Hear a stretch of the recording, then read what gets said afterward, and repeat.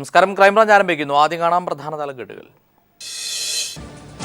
JNUവിൽ കനയ്യകുമാറിന് നേരെ ആക്രമണം. പുറത്തുനിന്നെത്തിയ ആക്രമി പിടിയിലായത് സംഘപരിവാർ ബന്ധമുള്ള പൂർവാഞ്ചൽ സേനാ പ്രവർത്തകൻ. കോട്ടയത്ത് വീണ്ടും വയൽ നികത്താൻ ഉത്തരവ്. കോടിമാത മൊബിലിറ്റി ഹബിനു വേണ്ടി 125 ഏക്കർ നികത്തുന്നു. സ്വകാര്യ സംരംഭങ്ങൾക്കായി പൊതുജനങ്ങളിൽ നിന്ന് ഭൂമി ഏറ്റെടുത്ത് നൽകാനുള്ള നീക്കവുമായി സർക്കാർ. ശ്രീ രവിശങ്കർ ദില്ലിയിൽ സംഘടിപ്പിക്കുന്ന വിവാദ ആർട്സ് ഓഫ് ലിവിംഗ് പരിപാടി അനിശ്ചിതത്വത്തിൽ. 5 കോടി രൂപ പിഴയൊടുക്കാനുള്ള സമയപരിധി ദേശീയ ഹരിത ട്രിബ്യൂണൽ നാളത്തേക്ക് നീട്ടി. പിഴ ഒടുക്കിയില്ലെങ്കിൽ നിയമ നടപടിയെന്ന് മുന്നറിയിപ്പ്. കൺസ്യൂമർ ഫെഡ് ഔട്ട്ലെറ്റിലെ പണം തിരിമറി നടത്തിയെന്ന പരാതിയിൽ മന്ത്രി CN ബാലകൃഷ്ണനെതിരെ വിജിലൻസ് അന്വേഷണം. അന്വേഷണത്തിന് ഉത്തരവിട്ടത് തൃശൂർ വിജിലൻസ് കോടതി. രമേശ് ചെന്നിത്തല ഭിന്നശേഷിക്കാരനെയും കുടുംബത്തെയും പരസ്യമായി അപമാനിച്ചതായി പരാതി. അപമാനിച്ചത് മുഖ്യമന്ത്രി പങ്കെടുത്ത പൊതുവേദിയിൽ വെച്ചെന്നും ആക്ഷേപം.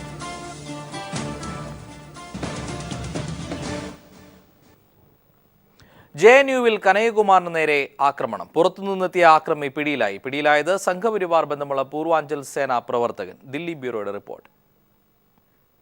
ക്യാമ്പസിനുള്ളിൽ വെച്ചാണ് പുറത്തുനിന്നെത്തിയ ആൾ കന്നയ്യെ ആക്രമിച്ചത്. സർവകലാശാല അഡ്മിനിസ്ട്രേറ്റീവ് ബ്ലോക്കിൽ സെമിനാറിൽ പങ്കെടുത്തിരുന്ന കന്നയ്യെ അല്പം സംസാരിക്കാനുണ്ടെന്ന് പറഞ്ഞ് ഇയാൾ പുറത്തേക്ക് കൂട്ടിക്കൊണ്ടുപോയാണ് മർദ്ദിച്ചത്. സംസാരത്തിനിടെ കന്നയ്യെ അധിക്ഷേപിച്ചതിനു ശേഷം മുഖത്തടിച്ചു. ഓടിയെത്തിയ വിദ്യാർത്ഥികളാണ് ഇയാളെ പിടിച്ചുമാറ്റിയത്. തുടർന്ന് വിദ്യാർത്ഥികൾ തന്നെ ആക്രമിയെ പോലീസിലേൽപ്പിച്ചു. കന്നയ്യെ ഒരു പാഠം പഠിപ്പിക്കാനാണ് എത്തിയതെന്നാണ് ആക്രമി വിളിച്ചു പറഞ്ഞത്. കന്നയ്യെ കൊല്ലുന്നവർക്ക് 11 ലക്ഷം രൂപ വാഗ്ദാനം ചെയ്ത പോസ്റ്ററുകൾ രാജ്യതലസ്ഥാനത്ത് പൂവാഞ്ചൽ സേന ഉയർത്തിയിരുന്നു. കന്നയ്യയുടെ നാവ് അരിഞ്ഞു വീഴ്ത്തുന്നവർക്ക് 5 ലക്ഷം രൂപയും യുവമോർച്ച പ്രഖ്യാപിച്ചിരുന്നു. കന്നയ്യയുടെ ജീവന് ഭീഷണിയുള്ളതിനാൽ ഡൽഹി സൗത്ത് DCP പ്രേംകുമാറിനായിരുന്നു കന്നയ്യയുടെ സുരക്ഷാ ചുമതല. ആക്രമിയെ പോലീസ് ചോദ്യം ചെയ്തു വരികയാണ്. News bureau, Delhi.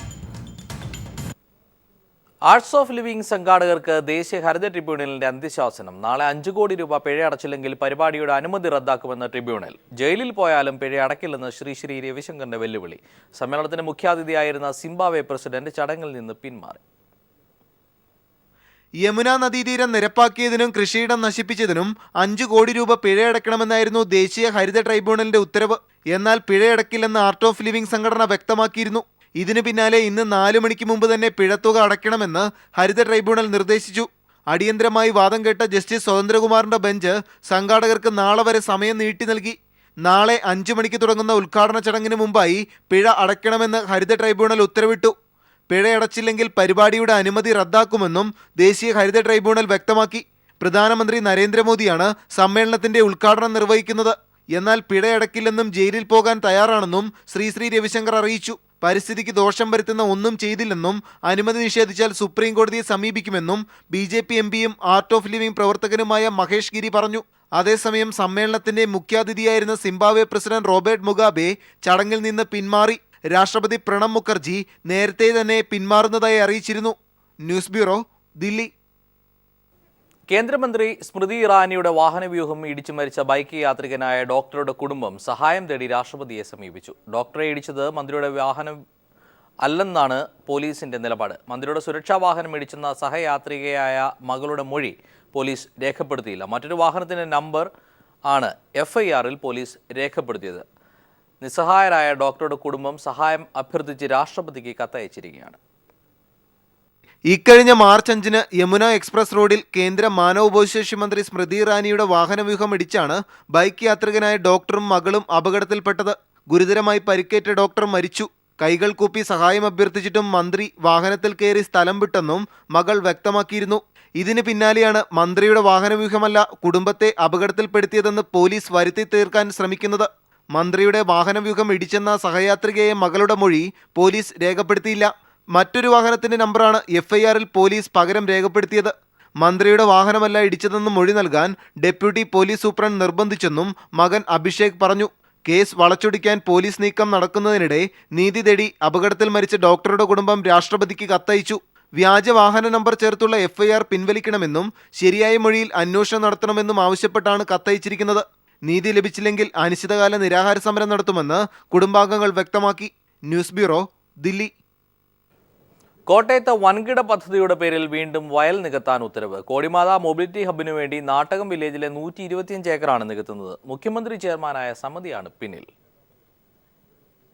നെൽവയൽ തണ്ണീർത്തട സംരക്ഷണ നിയമം കാറ്റിൽ പറത്തിയാണ് കോടിമത മൊബിലിറ്റി ഹബിനായി കോട്ടയം നാട്ടകം വില്ലേജിൽ വയൽ നികത്താൻ സർക്കാർ ഉത്തരവിട്ടിരിക്കുന്നത്.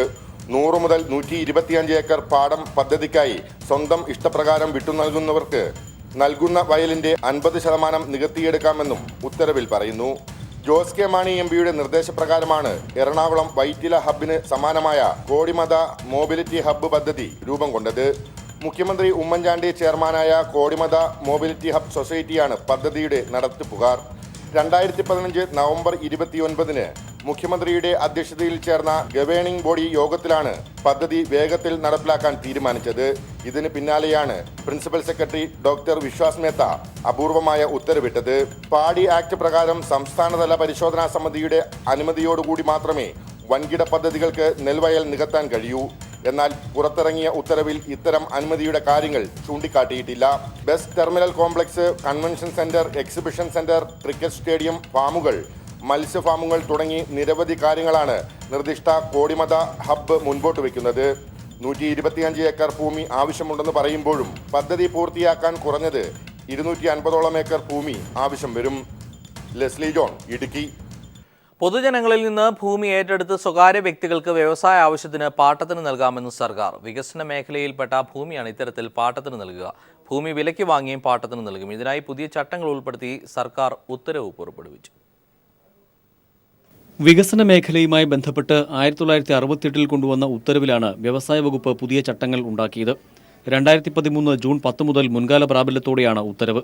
ഉത്തരവിൽ ജനുവരി 30 തീയതി കാണിച്ചിട്ടുള്ളത് എങ്കിലും കഴിഞ്ഞയാഴ്ചയാണ് ഇറങ്ങിയത്. സർക്കാർ ഏറ്റെടുക്കുന്ന ഭൂമി, തദ്ദേശ ഭരണ സ്ഥാപനങ്ങളും സർക്കാരും കൈമാറിയ ഭൂമി, സർക്കാർ പാട്ടത്തിനെടുത്ത ഭൂമി എന്നിവയാണ് സ്വകാര്യ വ്യക്തികൾക്ക് കൈമാറുക.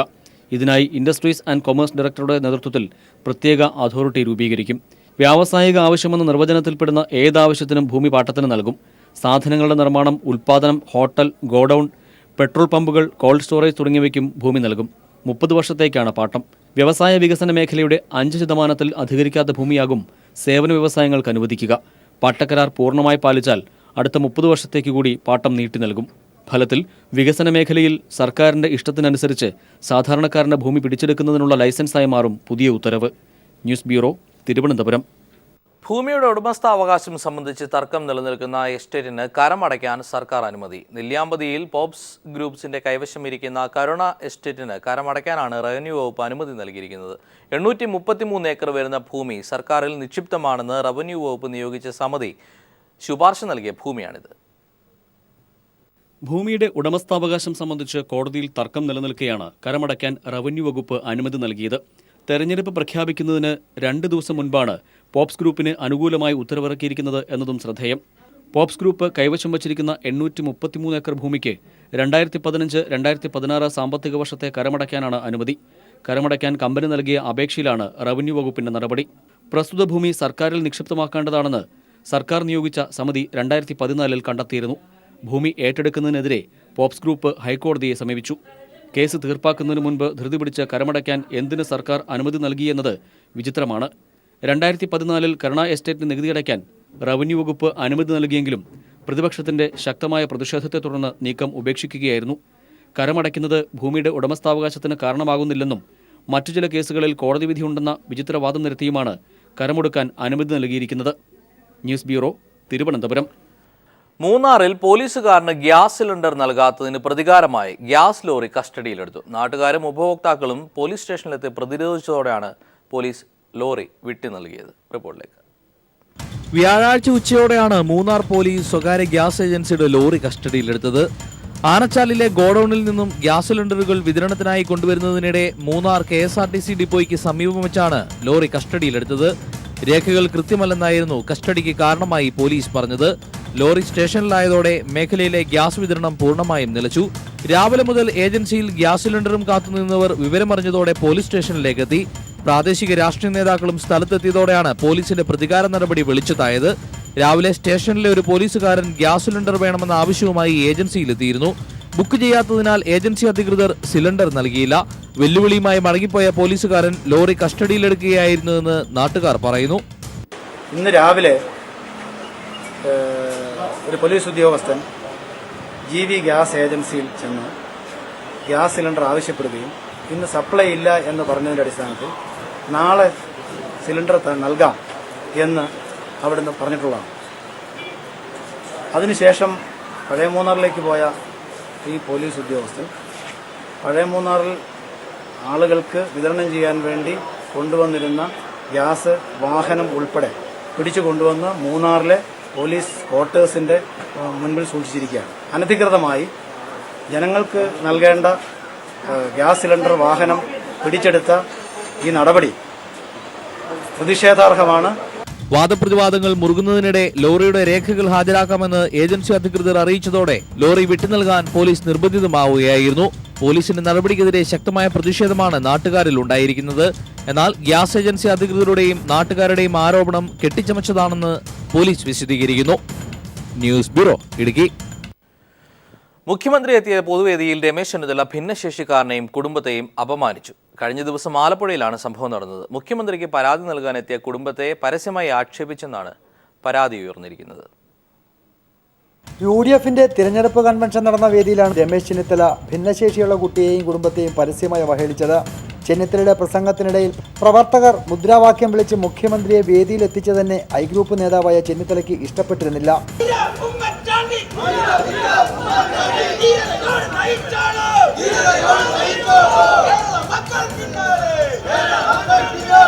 ഇതിനിടയിൽ മുഖ്യമന്ത്രിയെ കണ്ട് സഹായം അഭ്യർത്ഥിക്കുന്നതിനായാണ് ഭിന്നശേഷിക്കാരനായ കുട്ടിയുമായി ബന്ധുക്കൾ വേദിക്കരികിലെത്തിയത്.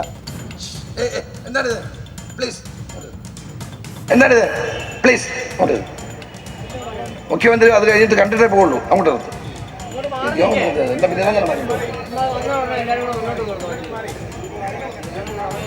CM കാണും ആ സൈഡിലോട്ട് കണ്ടിട്ടേ പോകുള്ളൂ. എന്തായി നടക്കുന്നത്? മുഖ്യമന്ത്രിക്ക് വേണ്ടി പരാതി വാങ്ങാനെത്തിയ ചെങ്ങന്നൂർ MLA PC വിഷ്ണുനാഥിനെയും ചെന്നിത്തല പരസ്യമായി ആക്ഷേപിച്ചതായാണ് എ ഗ്രൂപ്പ് നേതാക്കൾ പറയുന്നത്. വേദിയിൽ കയറ്റാത്തതിനെ തുടർന്ന് യോഗം കഴിയും വരെ വേദിക്ക് പുറത്ത് മുഖ്യമന്ത്രിയെ കാത്തുനിന്ന ശേഷമാണ് കുടുംബം മടങ്ങിയത്. Shajahan, news bureau, Alappuzha. ബാങ്കുകൾ കേസ് നൽകുന്നതിന് മുമ്പാണ് വിജയ് മല്യ രാജ്യം വിട്ടതെന്ന് അരുൺ ജെയ്റ്റ്ലി. UPA കാലത്താണ് മല്യയ്ക്ക് ബാങ്കുകളുടെ സഹായം ലഭിച്ചതെന്നും ജെയ്റ്റ്ലി. രാജ്യം വിടാൻ കേന്ദ്ര സർക്കാരിന്റെ സഹായം ലഭിച്ചെന്ന് കോൺഗ്രസുകാരും പാർലമെന്റിൽ ആരോപിച്ചു. രാജ്യത്തെ വിവിധ ബാങ്കുകളിൽ നിന്നും 9,000 കോടി രൂപ കടം വാങ്ങിയ ശേഷം രാജ്യം വിട്ട വിജയ് മല്യ വിഷയം പാർലമെന്റിന്റെ ഇരുസഭകളെയും പ്രക്ഷുബ്ധമാക്കി. രാജ്യസഭയിൽ എംപിമാരായ MP രാജേഷ്, ഗുലാം നബി ആസാദ് എന്നിവർ അടിയന്തര പ്രമേയത്തിന് നോട്ടീസ് നൽകി. കയ്യെത്തും ദൂരത്ത് പിടികൂടാനുള്ള അവസരം ലഭിച്ചിട്ടും കേന്ദ്ര സർക്കാർ നടപടിയെടുത്തില്ലെന്ന് പ്രതിപക്ഷം ആരോപിച്ചു. പാസ്പോർട്ട് പിടിച്ചെടുക്കാൻ കേന്ദ്ര സർക്കാർ തയ്യാറാകാത്തത് ദുരൂഹമാണെന്ന് ഗുലാം നബി ആസാദ് കുറ്റപ്പെടുത്തി. മറുപടി പറഞ്ഞ കേന്ദ്ര ധനകാര്യമന്ത്രി അരുൺ ജെയ്റ്റ്ലി കോൺഗ്രസ് നേതൃത്വത്തിലുള്ള UPA സർക്കാർ ലളിത് മോദിക്ക് രാജ്യം വിടാൻ സഹായിച്ചതിനെയാണ് കുറ്റപ്പെടുത്തിയത്. മല്യയെ പരോക്ഷമായി പിന്തുണയ്ക്കാനും ജെയ്റ്റ്ലി തയ്യാറായി. ബാങ്കുകൾ സുപ്രീം കോടതിയെ സമീപിക്കുന്നതിന് മുമ്പാണ് മല്യ രാജ്യം വിട്ടത്. 2004 UPA കാലത്ത് വിജയ് മല്യയ്ക്ക് സഹായമേറെ ലഭിച്ചു. ബാങ്കുകളുടെ നഷ്ടമായ തുക തിരിച്ചുപിടിക്കും. വിജയ് മല്യയെ തിരികെ ഇന്ത്യയിലെത്തിക്കാൻ നടപടിയെടുക്കുമെന്നും അരുൺ ജെയ്റ്റ്ലി ലോക്സഭയിലും രാജ്യസഭയിലും നടത്തിയ പ്രസ്താവനയിൽ പറഞ്ഞു. എന്നാൽ രാജ്യം വിട്ടത് എങ്ങനെയെന്ന് അന്വേഷിക്കുന്നതിന് പകരം മുൻ സർക്കാരിനെതിരെ നടപടിയെടുക്കാനാണ് കേന്ദ്ര സർക്കാർ ശ്രമമെന്ന് ആരോപിച്ച് കോൺഗ്രസ് സഭയിൽ നിന്നും ഇറങ്ങിപ്പോയി. അതേസമയം ഇസ്രത് ജഹാൻ കേസിൽ മുൻ സർക്കാരിന്റെ കാലത്ത് സത്യവാങ്മൂലം തിരുത്തിയത് ലോക്സഭ ചർച്ചയ്ക്കെടുത്തു. BJP അംഗങ്ങൾ നൽകിയ ശ്രദ്ധ ക്ഷണിക്കലിനെ തുടർന്നായിരുന്നു ചർച്ച. ജഹാൻ കേസിലെ നിരവധി രേഖകൾ കാണാനില്ലെന്ന് കേന്ദ്ര ആഭ്യന്തരമന്ത്രി രാജ്നാഥ് സിംഗ് പറഞ്ഞു. ഹെഡ്ലിയെ NIA ചോദ്യം ചെയ്ത വിവരം CBIക്ക് കൈമാറിയില്ല. മുൻ അറ്റോർണി ജനറൽ നൽകിയ നിയമോപദേശവും കാണാനില്ല. ഇസ്രത് ജഹാൻ കേസിൽ നിരന്തരം അഭിപ്രായങ്ങൾ മാറ്റുകയായിരുന്നു മുൻ സർക്കാരെന്നും ജെയ്റ്റ്ലി കുറ്റപ്പെടുത്തി. News bureau, Delhi. മന്ത്രി CN ബാലകൃഷ്ണനെതിരെ വിജിലൻസ് അന്വേഷണത്തിന് ഉത്തരവിട്ടു. തൃശൂർ വിജിലൻസ് കോടതിയാണ് അന്വേഷണത്തിന് ഉത്തരവിട്ടത്. കൺസ്യൂമർ ഫെഡ് മദ്യവിൽപ്പനശാലയുമായി ബന്ധപ്പെട്ട അഴിമതി നടത്തിയെന്ന പരാതിയിലാണ് അന്വേഷണം. കൺസ്യൂമർ ഫെഡിന്റെ തൃശൂർ പടിഞ്ഞാറേക്കോട്ടയിലുള്ള മദ്യവിൽപ്പനശാലയുടെ ഒരു ദിവസത്തെ വിറ്റുവരവിൽ നിന്ന് 1 ലക്ഷം രൂപ മന്ത്രിയുടെ ഓഫീസിന് കൈമാറിയെന്ന പരാതിയിലാണ് കോടതി വിജിലൻസ് അന്വേഷണത്തിന് ഉത്തരവിട്ടത്. 2011 നവംബർ 19 പടിഞ്ഞാറേക്കോട്ടയിലെ മദ്യവിൽപ്പനശാലയുടെ വരുമാനം 3,85,000 രൂപയായിരുന്നു. ഇതിൽ നിന്ന് 1 ലക്ഷം രൂപ കൺസ്യൂമർ ഫെഡ് MDയുടെ നിർദ്ദേശപ്രകാരം മന്ത്രിയുടെ ഓഫീസിന് കൈമാറിയെന്നാണ് പരാതിയിൽ പറഞ്ഞിരുന്നത്. ഇക്കാര്യങ്ങൾ രേഖപ്പെടുത്തിയ ബില്ലടക്കമുള്ള തെളിവുകൾ പരാതിക്കാരനായ ജോർജ് വട്ടുകുളം കോടതിയിൽ സമർപ്പിച്ചിരുന്നു. ഇത് വിശദമായി പരിശോധിച്ച ശേഷമാണ് മന്ത്രി CN ബാലകൃഷ്ണനെതിരെ അന്വേഷണം നടത്താൻ തൃശൂർ വിജിലൻസ് കോടതി ഉത്തരവിട്ടത്. ജോർജ് വട്ടുകുളത്തിന്റെ പരാതി പ്രകാരം കൺസ്യൂമർ ഫെഡുമായി ബന്ധപ്പെട്ട കോടികളുടെ അഴിമതി ആരോപണത്തിൽ മന്ത്രിക്കെതിരെ ത്വരിതാന്വേഷണത്തിന് നേരത്തെ കോടതി ഉത്തരവിട്ടിരുന്നു. ഇതിൽ അന്വേഷണം പുരോഗമിക്കുകയാണ്. ഇതോടൊപ്പം പുതിയ പരാതിയും അന്വേഷിക്കണമെന്നാണ് കോടതി നിർദ്ദേശം. ഏപ്രിൽ 4-നകം അന്വേഷിച്ച് റിപ്പോർട്ട് സമർപ്പിക്കാനും കോടതി ഉത്തരവിട്ടിട്ടുണ്ട്. News bureau, Thrissur. Vote bank ലക്ഷ്യമിട്ട് സർക്കാർ ബജറ്റിൽ പ്രഖ്യാപിച്ച സൗജന്യ അരി വിതരണം തട്ടിപ്പ്. സൗജന്യമായി അരി വിതരണം ചെയ്താൽ ലഭിക്കുന്നത് അനർഹർക്ക്. പദ്ധതിയിൽ നിന്നും പുറത്താക്കപ്പെടുന്നത് 16 ലക്ഷം കുടുംബങ്ങളാണ്. പദ്ധതിയിൽ വെട്ടിത്തിരുത്തലുകൾ വരുത്തി ജനങ്ങളെ കബളിപ്പിച്ച് സർക്കാർ സൗജന്യമായി അരി വിതരണം ചെയ്താൽ തങ്ങൾക്കുള്ള പണം ആര് നൽകുമെന്ന ആശങ്കയിലാണ് വ്യാപാരികൾ.